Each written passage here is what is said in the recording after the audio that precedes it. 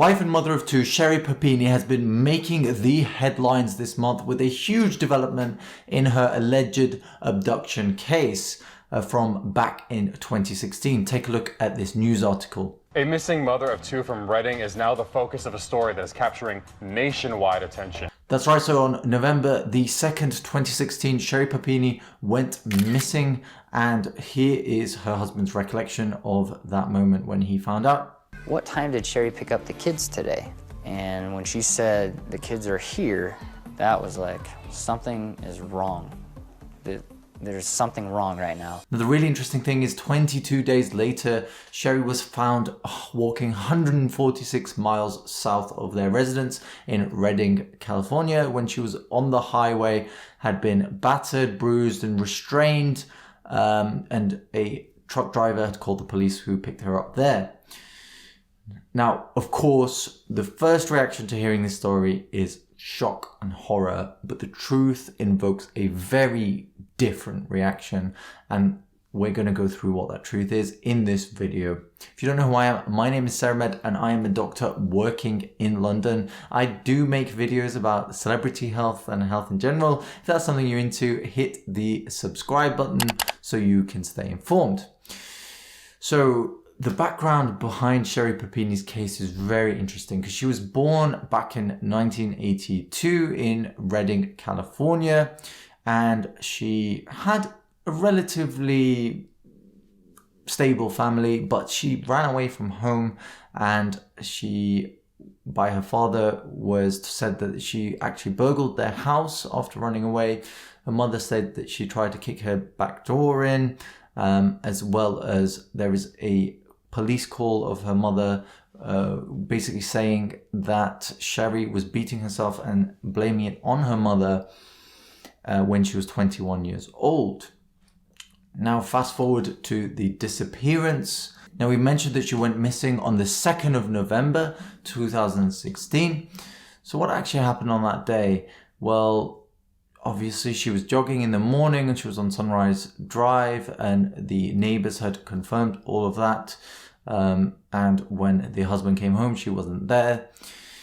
The FBI launched a full-scale investigation as a result of that and pooled many resources in both in-county and out-of-county investigation trying to locate Sherri, and did not manage to. There were a few leads, but none of them led to any solid conclusions. And then 22 days later, the truck driver had called in and said that there is a lady who has been restrained. She has a chain on her waist and right arm. She has a makeshift restraint on her left arm, and she has a brand on her shoulder.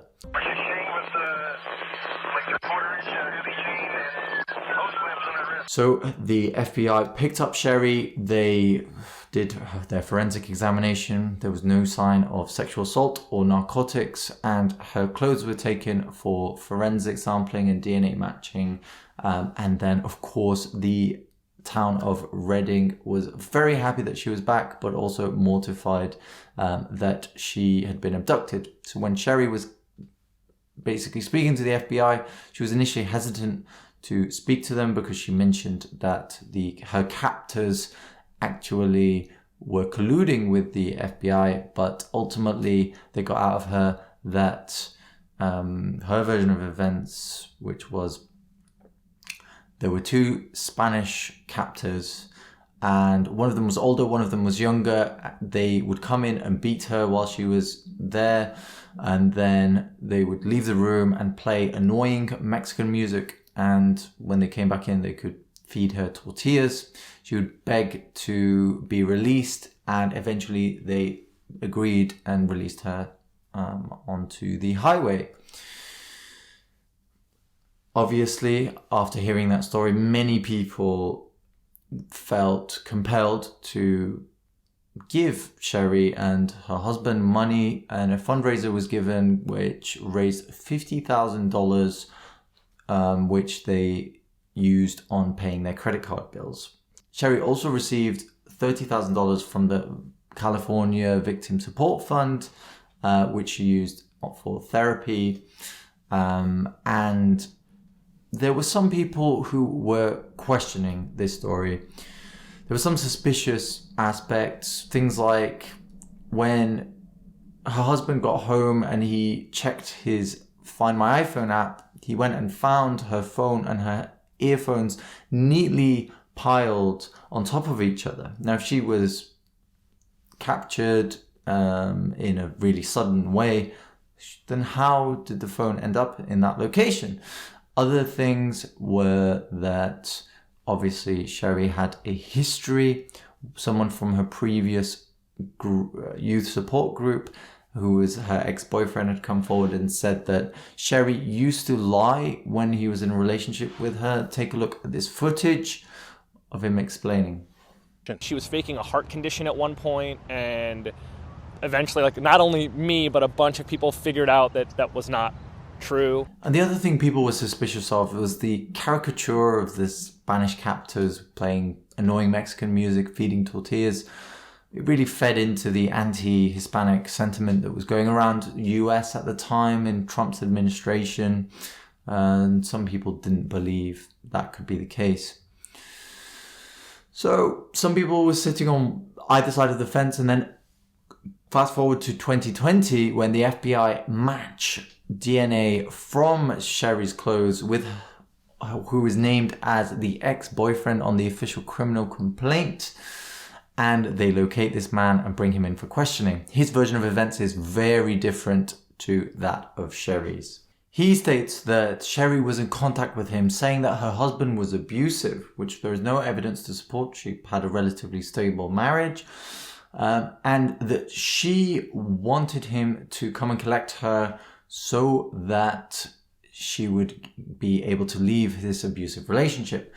So he then collected her, brought her to his residence where she started beating herself, asking him to brand her, which he agreed to do. So I don't think he's totally innocent in this case. And then she started to miss her kids, so she requested to be dropped back off. This was all after she was intentionally starving herself at his place. Interestingly, the police reports do support his statement, and there are a few reasons for that. There were prepaid phones that were used, which Sherri had bought and left around his residence, of which the phone records match that she made contact with him prior to the meeting. He used a rental car, which the mileage for both the pickup and drop-off matched the corresponding records, and the neighbors of the ex-boyfriend had seen Sherri there at his residence, as well as his cousin seeing her there unrestrained on 2 separate occasions, and his residence between the 2nd and the 24th of November 2016. Also, his DNA, which was found on her clothes, including her underwear, even though he denies any sexual contact with Sherri Papini, which is curious. And that's where it was left. So because of the mismatch between Sherri and the ex-boyfriend's statements, Sherri was arrested and has just been released on bail, which was set at $130,000 in March. So my analysis of this case, what you've been waiting for. So it's interesting because the mainstream media, basically, a lot of their analogy of this is around an affair which had elaborately been tried to be concealed. Sherri. The judge ordered psychiatric treatment. The judge ordered psychiatric treatment. How do you feel about that? You judge ordered psychiatric treatment. How do you feel about that? No, that is interesting, but A, why would she go through so much effort to conceal an affair, generate a kidnapping story?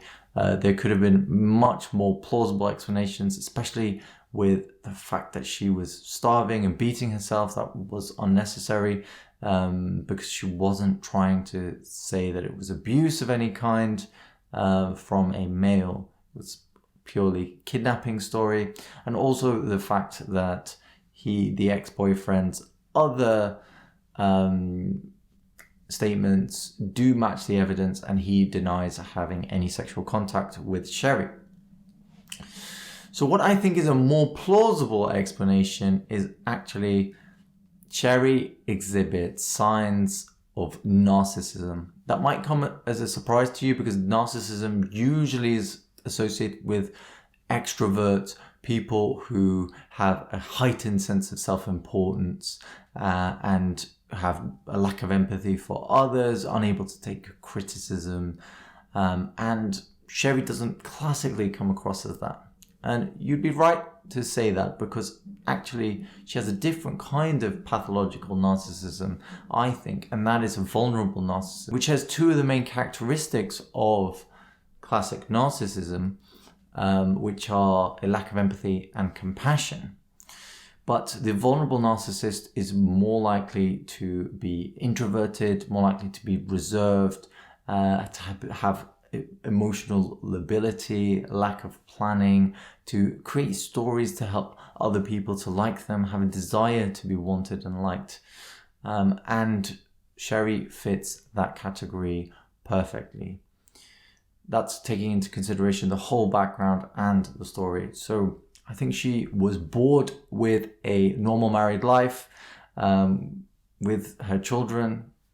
Even though she said she missed them, she also left them, didn't pick them up to go and be picked up by this other ex-boyfriend, which shows that she was impulsive, and she obviously wanted this extra attention, which she got, probably more than she bargained for. So what could cause Sherri to develop this condition? Well, vulnerable narcissism is a really new area of research. It's not even listed in the Diagnostic Manual of Psychiatric Disorders yet. But we can infer, based on what we know of narcissistic personality disorder, that it is genetic and environmental. So obviously it can run in families, and also we know that parents who give extremes of concern for their kids can create kids with narcissistic personality disorder, either over-encouraging when an achievement isn't so great, or under-encouraging when the child achieves something spectacular. It can predispose someone to developing this type of personality. Also, if there's arrest in someone's development when they naturally are progressing, like running away from home, or if someone has a certain condition, like a medical one, which keeps them out of school for a while, that can lead them to being predisposed to narcissistic personality disorder. So this really begs the question, going back to Sherri Papini's case, what punishment should she get? Now, some people, even opinions that I truly respect, like Dr. Grande, believe that she shouldn't be sent to prison, even though she's facing 25 years for the convictions, if she is judged as guilty. Take a look at this from Dr. Grande. In most cases, I don't think prison is appropriate for non-violent offenders. I see this as a case that should involve a long period of probation and continued mental health counseling. Now, I think it's important to note that obviously Sherri got $30,000 from the California Victim Support Fund and $50,000 from the crowd fund of people in Redding in California.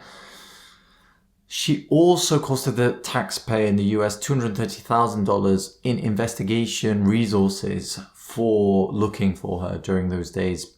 And not only that, but there were two other ladies who went missing around the same time who didn't receive as much publicity from the media, namely Stacey Smart and Terry Smith, who still are missing to this day. And we don't know if the resources went to them, whether they would have been found or not. So there really have been significant victims in this case.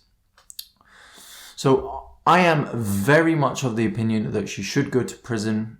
And my reasoning is that it's likely that Sherri got a great deal of pleasure from deceiving and manipulating so many people with her kidnapping story. Obviously, she had the high neuroticism and low conscientiousness, meaning that her plan really unraveled quite quickly as soon as an evidence stream came out that was against her, which is one of the differences between vulnerable narcissists and a grandiose narcissist. They tend to not be very well thought out in their charades. And the fact that she will be sent into prison will help challenge this charade that she has in her mind, that she is an effective manipulator, that she has this heightened sense of self-importance. It can act as a trigger to lead her to think that she needs to change. And it has done with many others in the past as a rehabilitation service, namely Robert Downey Jr., just to cite one person. So I truly think prison would be the right thing for her if she is convicted. Now, for you at home listening to this, surely one of the things you're worried about is, if I know a narcissist, which I can now identify from this video and the features that we've gone through and described, how can I deal with them?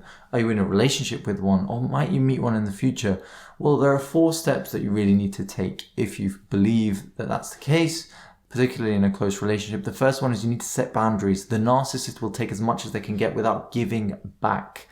And to limit your susceptibility to that, effective boundaries are crucial. The second thing is that a professional clinician really does need to be consulted about the situation. That is that us, when we have a personal view, can sometimes have a less clear perspective of exactly what's going on. So you do need someone who doesn't have a stake in the relationship to give a third person opinion on it, particularly someone who's qualified, like your general practitioner or a psychologist, therapist.